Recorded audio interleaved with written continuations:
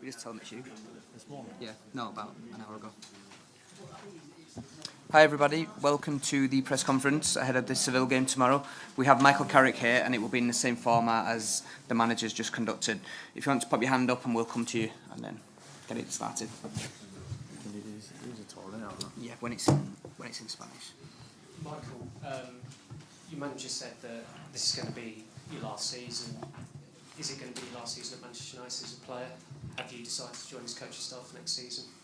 Yeah, it's I think it's pretty much already said anyway, to be honest with you. But comes a time when, as much as you like it or you don't like it, you know, your body tells you it's time to stop playing football. So that's pretty much where I'm at, which is fine. Something you've got to accept. So that's where I'm at.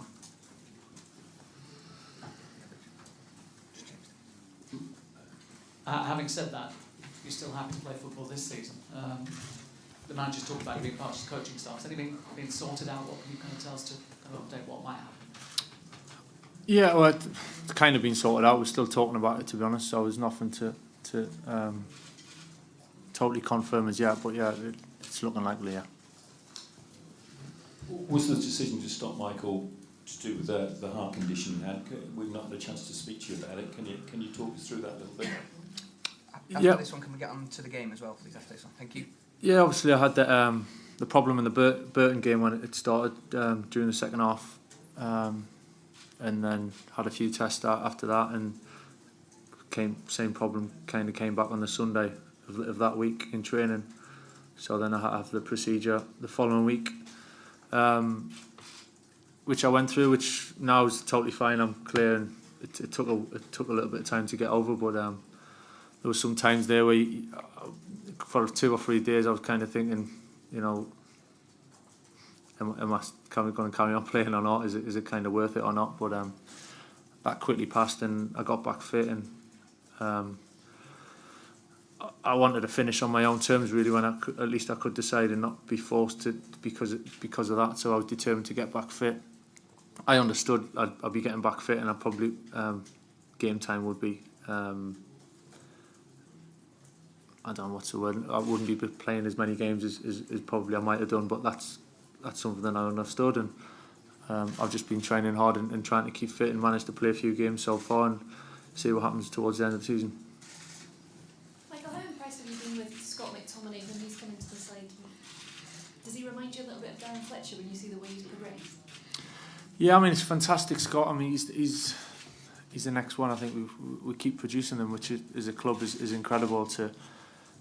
In this day and age, you know, when so much scrutiny and so much money and people are clamouring to sign this player and that player, and to keep having players constantly coming through is an unbelievable achievement. And credit to the manager as well for giving him a chance and sticking with him. And he's played him in some huge games so far this season already.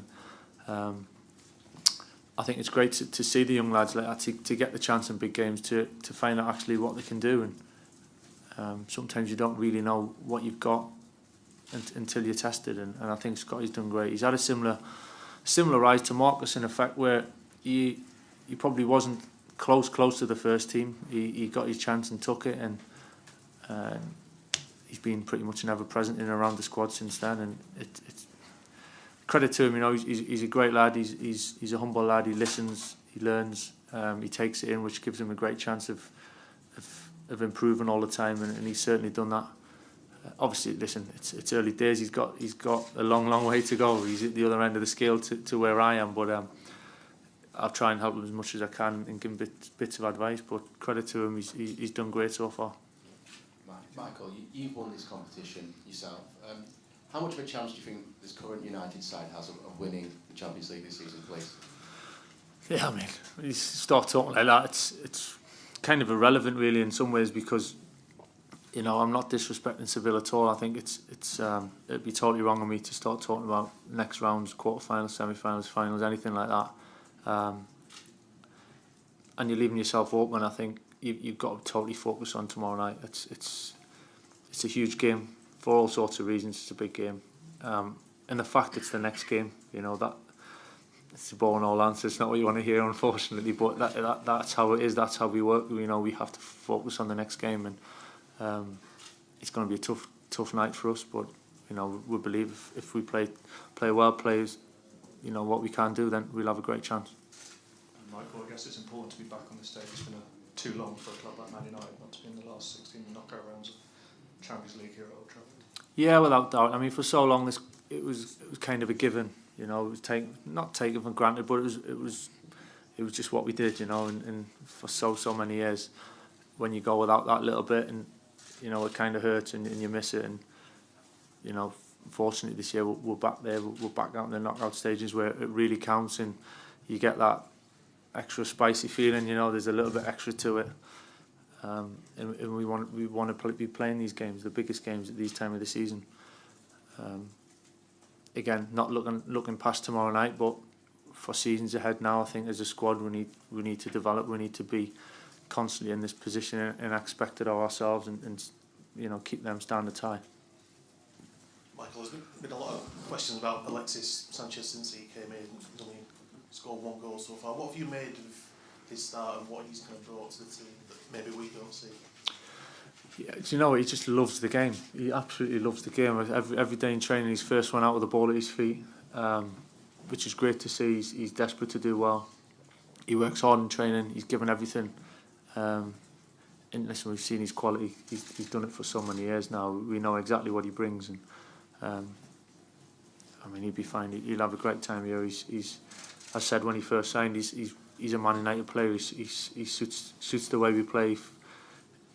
He's got that excitement. He always looks forward. He's dynamic. And yeah, you can judge him on the first few games, whatever. But I think over time he'd be terrific, and I've got no doubts about that at all. Just on Scott again, you mentioned he was humble. The manager was saying before that he doesn't create the headlines, or he's not flash. Is he a bit of an example really to quite a lot of young players now who seem to be sort of obsessed with the trappings, to put that aside and focus on football? I think it's quite refreshing to look at Scott and see how he deals with it. He goes about his business. He comes in. He's always doing extra. He's training. He's desperate to do well, and always looking for them little things to improve on. And like you say, all the glitz and the glamour and everything that can surround young players these days, he kind of doesn't seem too interested in that, which is fantastic. I think, especially at the stage of his career, it's about making a career. That's how it is. You can't live like you've had a career before you've had the career. You've got to earn it, and you've got to establish yourself. And he's done great so far. He's obviously still got some to go to really fully establish himself as a big player for this club. But so far he's on a great track, and he's given himself the best possible chance to fulfil that. And yeah, he's a shining example to kids looking up to sort of how you can be in within yourself, and how you cope, and body language and mentality and everything. He's done great. Michael, you've had obviously a fairly limited role this season. How do you see the part you play between now and the end of the season? And also, how would you like to be remembered? Obviously, you bring the curtain down on your career. How would you like to be remembered in your career? It's a full question, that one. Between now and the end of the season, just keep myself fit, keep myself ready. You never know when going to be needed, and hopefully I can get some game time at some point between now and the end of the season. I still see myself as a player for now anyway. And I'm still enjoying training and being out with the boys, and probably trying to help a lot more now probably than I have in the past, because I'm kind of understand where I'm at, and a bit of responsibilities obviously, but it's being his captain this season as well, but just the age I'm at, and people like Scott and some of the younger boys trying to help them and adapt. And in terms of being remembered, I think it's just someone that tried to do the things the right way.